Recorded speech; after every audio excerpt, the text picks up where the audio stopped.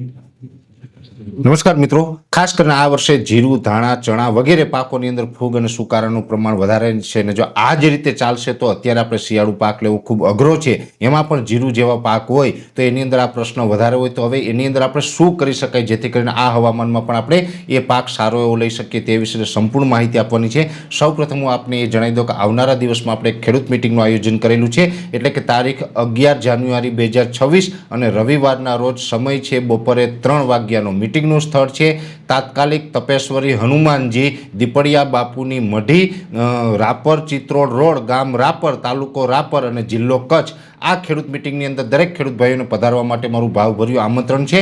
ત્યાં આપણે હવામાન અને ઝેર મુક્ત ખેતી વિશેની વિશેષ ચર્ચાઓ કરશું. હવે ખાસ કરીને આજના વિડીયોની અંદર આપણે વાત કરવાની છે ફૂગ અને સુકારાની, કેમ કે આમ જોવા જઈએ તો અત્યારે જે પ્રકારે આ વર્ષનું હવામાન છે અને ચોમાસા દરમિયાન જે પ્રકારે ફૂગ આપણે નોંધાણી હતી, જે જોવા મળી હતી, એના જે સ્પોર છે અત્યારે ક્યાંય ને ક્યાંય એક્ટિવ થઈ રહ્યા છે અને એને કારણે આપણે ફૂગ અને સુકારાનું પ્રમાણ વધારે જોવા મળી રહ્યું છે. હવામાન છે આમ જોવા જઈએ તો ચાલુ વર્ષે ડિસેમ્બરમાં અનુકૂળ ન રહ્યું એને કારણે પણ થોડીક સમસ્યા સર્જાઈ રહી છે.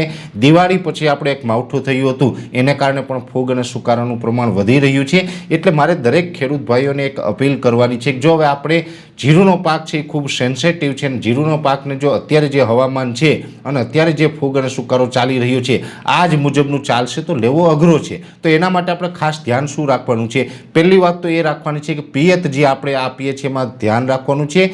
ઉપરા ઉપર વધારેમાં વધારે પિયત ન આપવું. ખાસ કરીને જે પિયત આપીએ છીએ એની અંદર આપણી જમીનનો પ્રકાર કેવો છે એને પહેલાં જાણવો. આપણી જમીનની અંદર જો પાણી લાંબો સમય સુધી ટકતું હોય તો ઉપરા ઉપર પિયત ન આપવું. બહુ જ સુકાતું હોય ને આપણે એમ લાગે કે હવે આને પિયતની જરૂર છે તો જ પિયત આપવું, નહીંતર પિયત બને ત્યાં સુધી ઓછું રાખવું જેથી કરીને આપણે આપણા પાકને બચાવી શકાય. જો આપણે વધારેમાં વધારે પિયત આપીએ તો પણ આ જે ફૂગ અને સુકારો છે એનું પ્રમાણ વધી જતું હોય છે. બીજી વાત મારે એ કરવાની છે કે તમે ફૂગનાશક કોઈ પણ દવા છાંટતા હોય, કોઈ પણ વાપરતા હોય, એ તમે એની સામે વાંધો નથી, પણ એ તમે છંટકાવ કરવો. કમસે કમ જો તમે છંટકાવ કરશો તો એની અંદર સારું પરિણામ મળશે. જો પાણી સાથે આપણે પીવડાવશું તો દવાની સાંદ્રતા ઘટી જાય અને પાણી સાથે કોઈ પણ દવા પીવડાવવાથી ઉત્તમ જે પરિણામ મળવું જોઈએ મળતું નથી.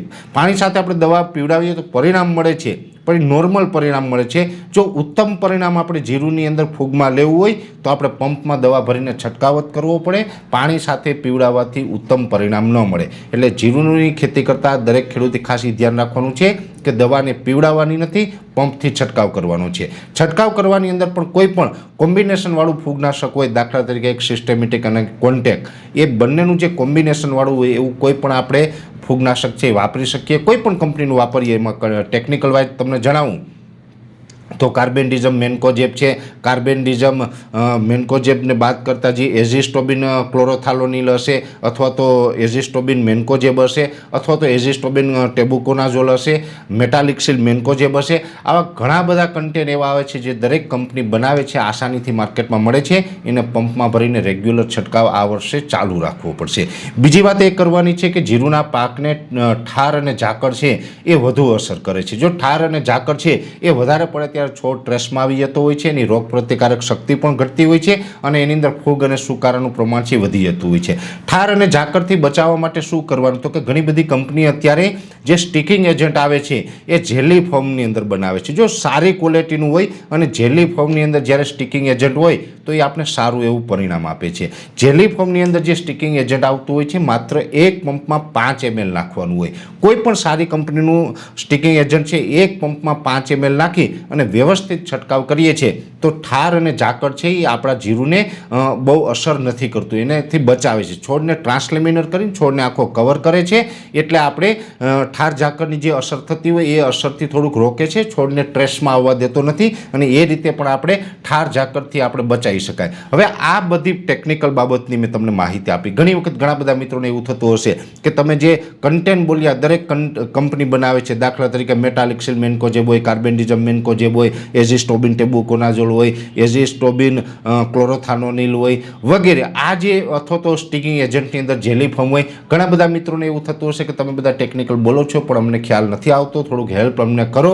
જો તમારે હેલ્પની પણ કોઈ જરૂર હોય તો બિનદાસ રહેજો. હું અત્યારે તમને 2 નંબર આપી રહ્યો છું. આ બંને નંબર ઉપર તમને ઈચ્છા પડે ત્યારે તમે ખેતીની માહિતી લઈ શકશો. એની ઉપર કોલ કરી અને અત્યારે જે આ જીરુની અંદર સમસ્યા ચાલી રહી છે એમાં કયું કન્ટેન્ટ છંટકાવ કરવું અથવા તો જેલી ફોર્મની અંદર આપણે શું છંટકાવ કરવો વગેરે તમને માહિતી છે એ પણ બંને નંબર ઉપરથી તમને મળી જશે. એટલે કોઈ પણ એવી સમસ્યા હોય, ક્યાંય પણ તમારે મૂંઝવણ હોય તો હેલ્પલાઇન નંબર ઉપર ફોન કરીને પણ માહિતી મેળવી લેજો. પણ ખાસ જીરું ઉપર અત્યારે ફોકસ કરવાનું છે, ધ્યાન આપવાનું છે. જો આ વર્ષે ધ્યાન નહીં આપવામાં આવે તો હવામાનની જે સ્થિતિ છે એને કારણે જે આપણે ફૂગ અને સુકારાનું પ્રમાણ વધી રહ્યું છે, આ મુજબ જીરુનો પાક લેવો અઘરો બની જશે. એટલે આપણે દરેક ખેડૂત ભાઈઓને વિનંતી રહેશે કે આપણે બધા સાથે મળીને એકબીજાને મદદ કરી અને આપણે કેવી રીતે આપણે જીરુનો પાકને બચાવી શકીએ અને કેવી રીતે વધારે ઉત્પાદન લઈ શકીએ એ દિશામાં બધા આપણે આગળ વધીશું. વિશેષ માહિતી છે એ નેક્સ્ટ વિડીયોમાં આપવામાં આવશે. અત્યારે આ વિડીયોની અંદર એટલું જ. અંતમાં દરેક મિત્રોને વિનંતી રહેશે કે આ વિડીયોને લાઈક આપીને દરેક ગ્રુપમાં શેર કરી દેવો. જો તમે અમને યુટ્યુબ ઉપર જોઈ રહ્યા હોય તો ચેનલને સબસ્ક્રાઈબ કરજો અને ફેસબુક ઉપર જોઈ રહ્યા હોય તો પેજને ફોલો કરજો. નમસ્કાર.